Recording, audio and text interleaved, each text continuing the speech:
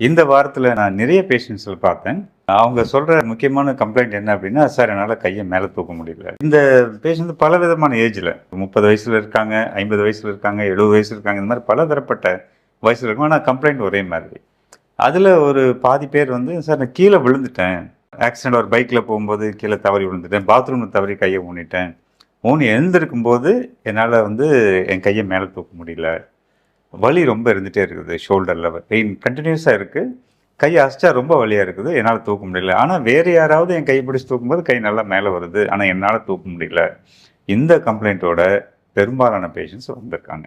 இவங்கள எல்லாம் டெஸ்ட் பண்ணி பார்க்கும்பொழுது, ஒரு முக்கியமான விஷயம் ஒண்ணு தெரிஞ்சது என்னன்னா, கை மேல தூக்க முடியல, கீழ விழுந்ததுக்கு அப்புறம் அப்படின்னா, அதுக்கு முக்கியமான 2 காரணங்கள் இருக்கு. ஒண்ணு என்னன்னா ஃப்ராக்சர். அ விழும்பொழுது கைய ஊனிட்டாங்க அல்லது சைட்ல டைரக்ட்டா அடிபடுது. அதனால வந்து இந்த ஹியூமரஸ் அப்படிங்கிற ஷோல்டர் ஜாயிண்ட்ட ஃபார்ம் பண்ணக்கூடிய முக்கியமான எலும்பு ஃப்ராக்சர் ஆச்சுன்னா, அவங்களால கைய மேல தூக்க முடியாது. பெயினும் இருக்கும். 2வது முக்கியமான காரணம், இந்த தோள்பட்டை மேல இருக்கிற முக்கியமான ஜவ்வு ரொட்டேட்டர் கஃப் என்று சொல்லக்கூடிய இந்த ஜவ்வுகள் கிழிஞ்சதுனாலும் கைய மேல தூக்க முடியாது. 2வது காரணத்தில எலும்பு நல்லா இருக்கும். ஃப்ராக்சர் ஆயிருக்காது. ஏன்னா நெறைய பேர் நினைப்பாங்க, ஃப்ராக்சர் ஆனா தானே கைய மேல தூக்க முடியாது அப்படின்ட்டு. ஆனா அப்படி கிடையாது.